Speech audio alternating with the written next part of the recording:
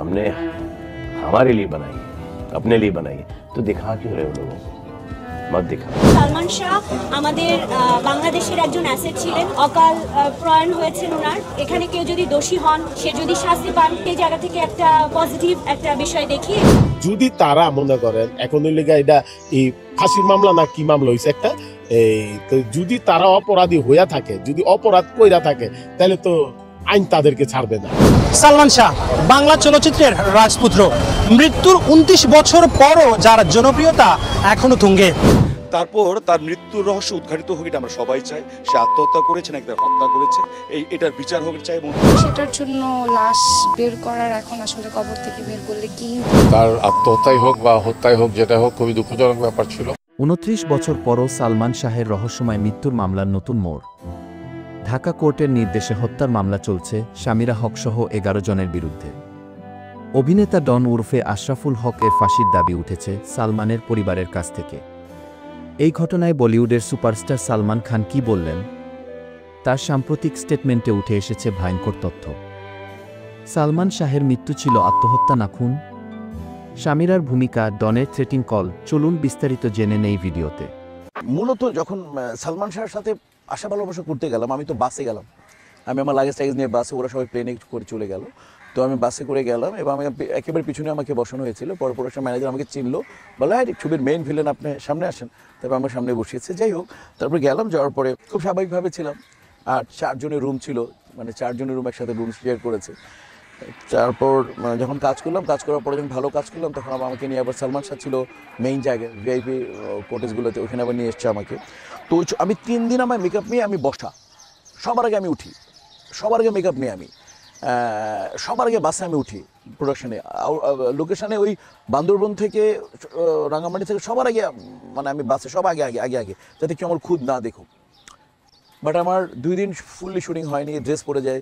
Third ডের দিন এইরকম বিকাল বিকাল ভাব, যেমন এখন প্রায় অলমোস্ট 5:45-6টা বাজে।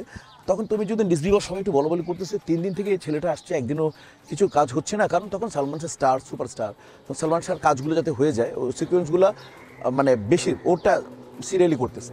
বাট ফাইটটা শেষ হচ্ছে না, সিনের পরে ফাইটটা শেষ, আমি আসবো।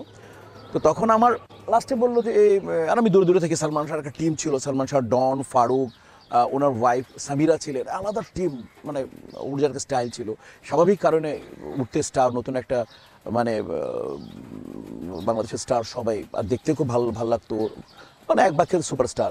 তো তারপরে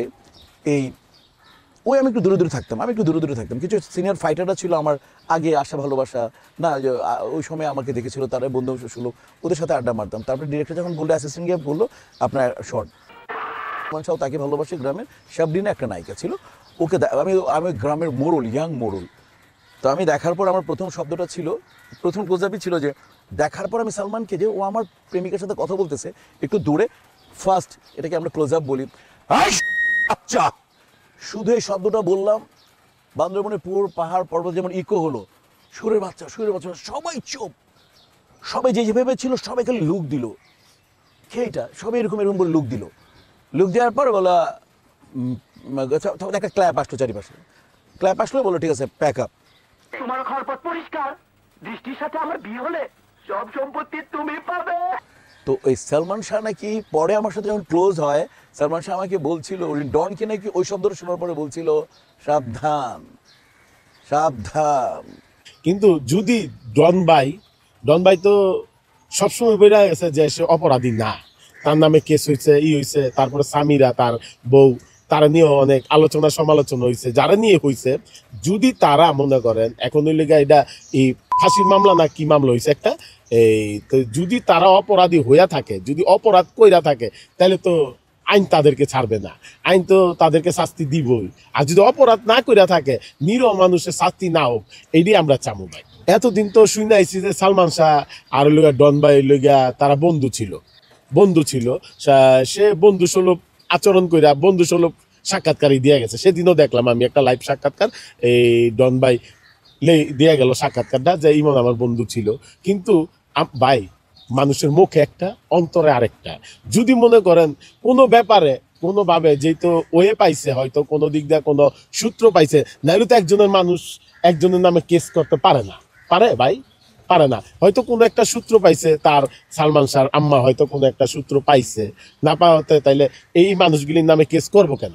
হ্যাঁ ভাই, হইতে পারে কোনো একটা, তারপরও আইনের ফাঁক ফোকর আছে, অনেক কিছু আছে, আইনের মাধ্যমে কিন্তু ডন ভাইয়ের আবার দোষী সাব্যস্ত হইয়া আসতে হইব, যদি সে নির্দোষ হইয়া থাকে। আর যদি সে দোষী হইয়া থাকে তাহলে তো সে শাস্তি পাইবে। আমরা চাই আল্লাহর কাছে যদি সে নির্দোষ হয়ে থাকে যাতে এই মামলার থেকে যাতে তারা হয়রানি না করা হয়, আর যদি দোষী হয়ে থাকে অবশ্যই সে শাস্তি পাইবে ভাই, এটা আমরা মনে করি আর কি। পাপ বাপেরও কিন্তু ছাড়ে না, যদি পাপ কইরা থাকে, আর যদি পাপ না কইরা থাকে তাহলে তারা তো শাস্তি দেওয়ার কোনো কথাই আসে না। যুগ যুগ দইরা কিছু কিছু হিরো, কিছু কিছু সালমান শাহ, কিছু কিছু আর্টিস্ট আসে। দেখেন আপনি আগে দেখেন, আপনার রাজ্জাক সাহেব ছিল, আলমগীর সাহেব ছিল, ওয়াসিম সাহেব ছিল, সুহেল রানা সাহেব ছিল, তারপর জসিম ভাই ছিল, তারপর হইলো পরের প্রজন্ম আইলোকে রুবেল ভাই, মান্না ভাই, কাঞ্চন ভাই, সবাই যুগ যুগ ধরে কিন্তু এইভাবে আইসা তাক তাক তাক তাক করে আইসে, বুঝছেন? তারপর লেভেল আইলো কেনা, সালমান শাহ আইলো, ওমর সানি আইলো, এরা কিন্তু আইলো লেভেল হিসাবে আইলো, তারপর নাইম শবনাজও আইলো। যাই হোক, তারা কিন্তু সিনিয়র, যার যার জায়গা দিয়া সে মনে করেন জায়গা করে লইছে, সুপার হিট হয়েছে।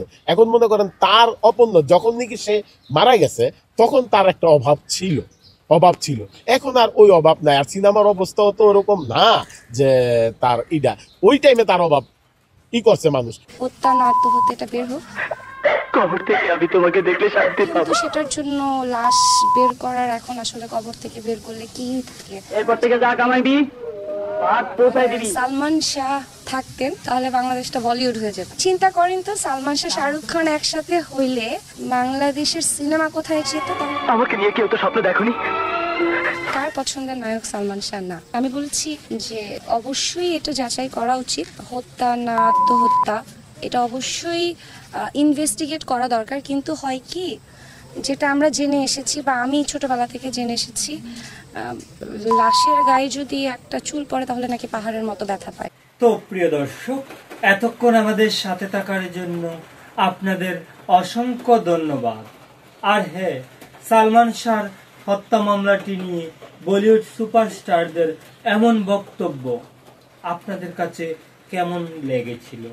তৎকালীন সময়েও বলিউড সুপারস্টার শাহরুখ খান এবং সালমান শাহ হত্যা নিয়ে মুখ খুলেছিলেন এবং শোকাহত হয়েছিল।